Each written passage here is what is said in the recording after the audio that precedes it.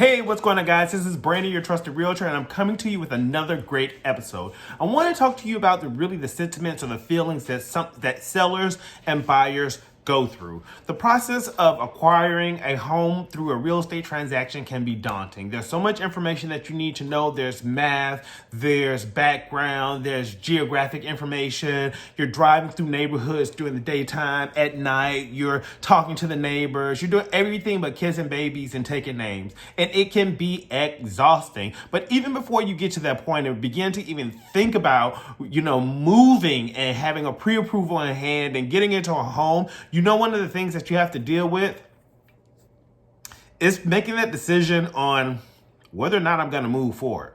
Am I making the right decision?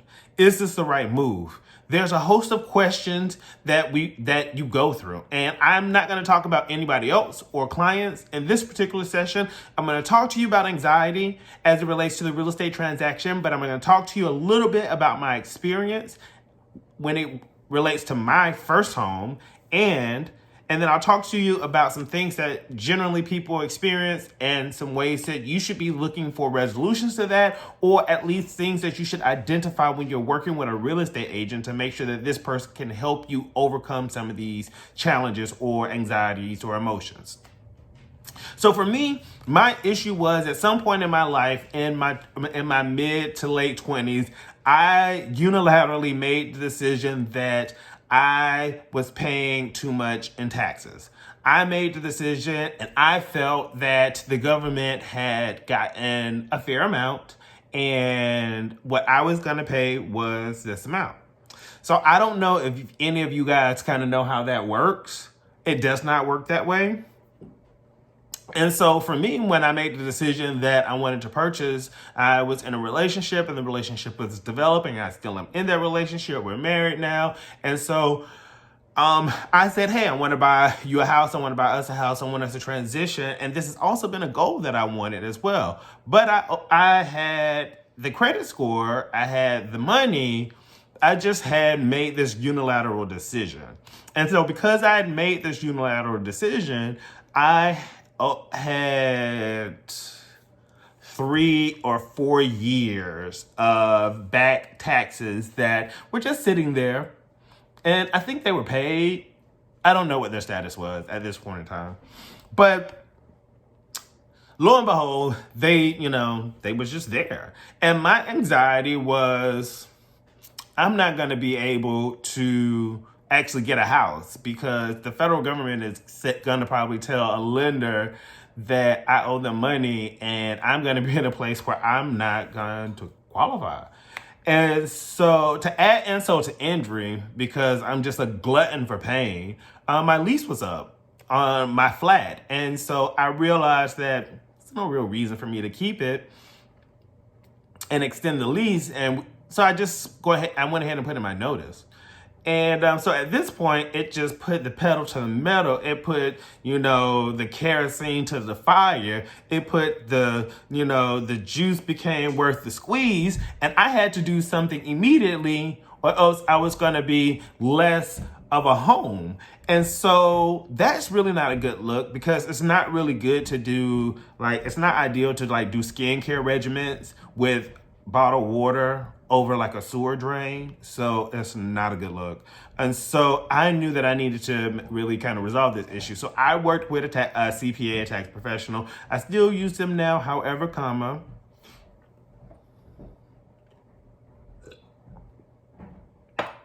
yeah. So we took the last 3 or 4 year period, amalgamated everything, identified what I needed to do, what the government felt like I owed them. And then I sent them their money, got everything washed away, worked with the lender. So this was one of those cases where my fear was even having worked in mortgage finance for 17 years, that's a long time. Even for working in mortgage finance and being a real estate agent and working in this capacity, in this field, I had not come across this particular type of issue where someone had unilaterally made a decision not to pay the government for some period of time and they wanted to buy a house. And so you don't see everything and you don't know everything. And lo and behold, I would be the one who created a new situation that I've not seen before. So I had to work with the lender. I had to talk to them and say, hey, what should I do in this situation? How do I navigate this? And there was times where I felt a little bit nervous because I'm also a mortgage professional, and I have to tell another mortgage professional that, I just didn't care. And we can go into the reasons why I didn't care in a whole nother episode. Anyways, but I didn't care. I made the decision. I felt what I felt, and I said what I said, and that was what it was gonna be. It was not gonna be that, because I had to fix that. So I fixed it, and that mortgage professional helped me get over the fear and the anxiety through having those conversations. And quite honestly, me being honest with myself and saying, this is what I need to do in order to accomplish these things and move myself forward has been for all the better. So let's transition now to talk about some of the things that sellers and buyers feel when they are actually going through the transaction and the anxieties and ways that you can overcome that. One of those things is the fear that you are making the wrong decision or you're moving too fast. I feel that there's two things and two principles in life that I follow. One is that life gives you clues, and you should take those clues. And you listening to those clues and taking those clues means that you got to kind of follow your gut and you got to follow your inclination. So listen to that. The second is that you know what's right for you. And so I guess this all goes back to feeling and to sentiment. And you know what's right for you, and you know when you've done your research, and you know when you haven't done your research. So you always have to internally rely on yourself. And that also means that you are looking for a home for yourself. You're not looking for a home by yourself. That means that your real estate agents, the Zillow, Realty.com, all of these things and resources that are available to you should be things that help you to quell your fear. You should always then remember what is your why. If you should be engaging with a real estate agent who understands why you're moving. The reality is that when we decide to sell a home or we decide to buy a home, that is usually because it's planned out, we thought about it, or it's the result of some life event. Something has happened in our life that has caused us to move immediately and have to do something with that property. Either way, wherever you land up and whatever end of the spectrum you're on, that fear has to be counteracted. That worry, that anxiety has to be counteracted with information about the market, information about your area and how homes are performing, making sure your real estate agent is the point of contact to really facilitate those questions and walk you through the transaction. In addition to that, part of the problem or some of the fear that some sellers have is that I'm not going to get the value for my home that I think that the home is worth. So one of the options is working with a real estate brokerage company like mine, Coldwell Banker, that has a program like Real Vitalize that allows you as a homeowner to do some of those upfront renovations and improvements to your property, and we take that cost and we provide the cost up front, and then that's paid on the back end with no cost, no penalty, no interest to you once the property is liquidated. Working with a real estate agent who understands that you can refinance your property as you still own it and do a renovation loan. And there are options available for you to refinance the property with a lender, take money out so that way you can enhance the property and the aesthetic and get a return on that investment. There's power in knowing these things, and there's power in knowing how to leverage these things so that way it makes you feel better about the transaction. Sometimes when it comes to moving too fast, there's nothing that you can really say about that. That's really driven by the market. The most you can do is reassure yourself before you enter into a transaction. The next thing is understanding the process step by step. Now, this underscores the point of my previous discussion of having a real estate agent that's a true resource for you. But I won't even insult you by talking about knowing that a real estate agent should explain this to you and that to you in step A and step B. You should know that. I'm just going to keep it 100. You should have enough common sense that when somebody comes to you, you should ask questions. And if they just come to you and say, oh, let's buy a house, and they don't give you any more information, then you should put your guard up. I'll give you a really good example. I was on a home inspection on a property, and my client had chosen unilaterally to, that's going to be the word today, unilaterally. So my client chose unilaterally to pick a home inspector. Somebody he knew gave him the recommendation. And so I don't tend to argue with my clients. I got it. Pick the home inspector. The home inspector comes out in a blazer.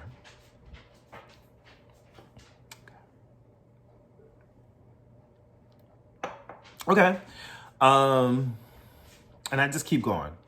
The home inspector doesn't have any type of writing utensil, no writing instrument, no iPad, no nothing.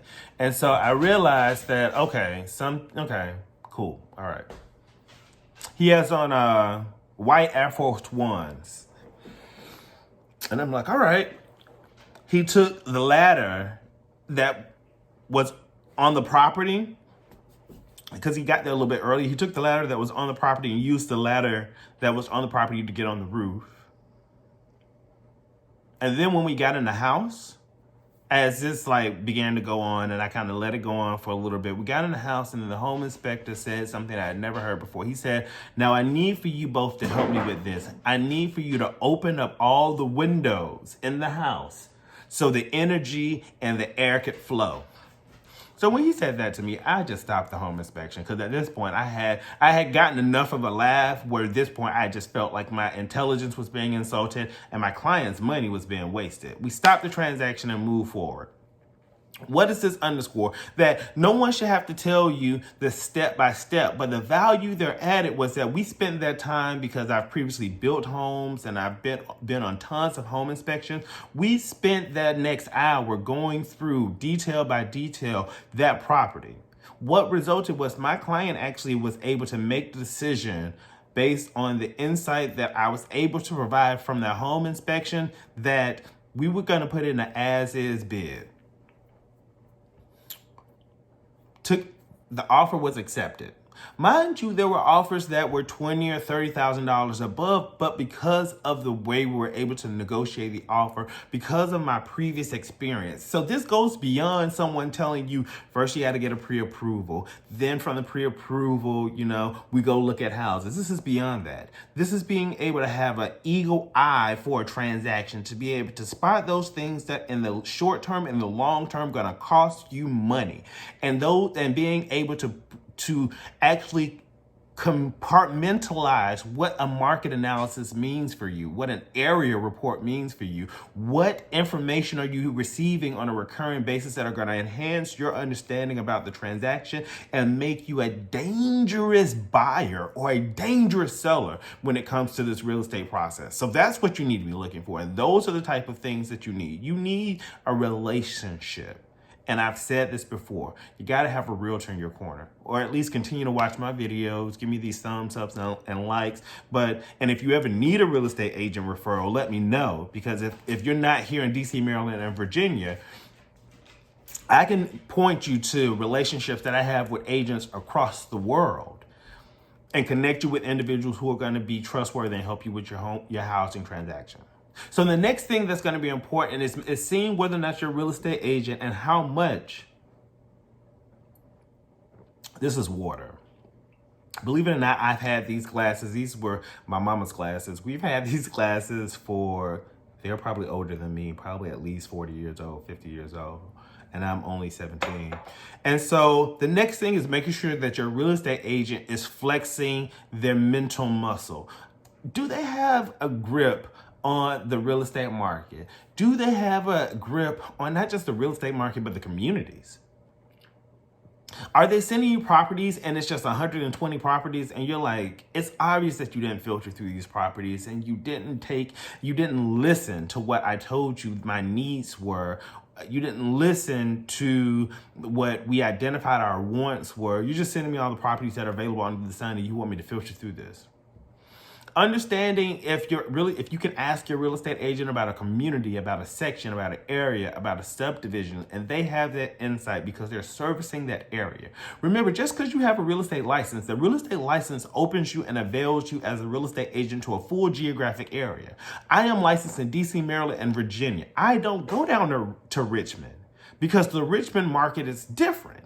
Now, I have investors that call me from Richmond and they ask for properties, and I'll do searches for them because I have that relationship with them. But I don't actively seek out clientele in Richmond. That market is different. Quantico's market is different. I may venture there because I understand that military base in the military market, but I understand what military clients need and what they're looking for because that's where my experience began. So you have to understand that you make sure you're dealing with an agent because not all agents specialize in every area. I specialize in a larger jurisdiction and a larger territory in 3 areas because I feel comfortable looking at that data. I feel comfortable reading about those neighborhoods and being able to make those connections between what's going on in Howard County, what's going on in Prince George's County, what segments of Prince George's County are doing what areas are developing, because I enjoy that. I enjoy taking large amounts of data and sifting through it. And it just so happens that real estate can create large amounts of data. And I like presenting it. And so that way, so people can use it and make the most informed decision. And so part of that is an indication back to the point of making sure the agent you're working with or the person you're working with is flexing that muscle, giving you information that is going to enhance your knowledge and your power and your ability to be dangerous in this transaction. So don't be afraid to ask your agent if they could put together an analysis of how properties have sold or the average home price or median home price. Don't be afraid to ask for that. As a seller, don't be afraid to ask your agent, are they willing to come by the property and or create secure, what am I trying to say? Have security for the property. Don't be afraid to ask your agent if they're willing to stage the property. If you don't ask, then you don't know. But a real estate agent should be asking you and should be competing for you and your business by providing you with services. So with that, thank you so much for joining and staying with me. The anxiety is a very real part of the transaction. I myself experienced it going through it. And initially, I have paid my taxes, so I'm good. But as you experience the transaction, you all will have a story. You all will have a reason, and you all will have a want. And there will have been something that leads you to purchasing a home and being involved in real estate. So whatever that reason is, whatever that why is, make sure you're partnering with the right person and you have the right people on your team. Because remember, you're buying a home for yourself. You're selling the home for yourself, not by yourself. My name is Brandon. I'm your trusted realtor, and I look forward to being a resource for all of your real estate needs. Take care and talk to you soon.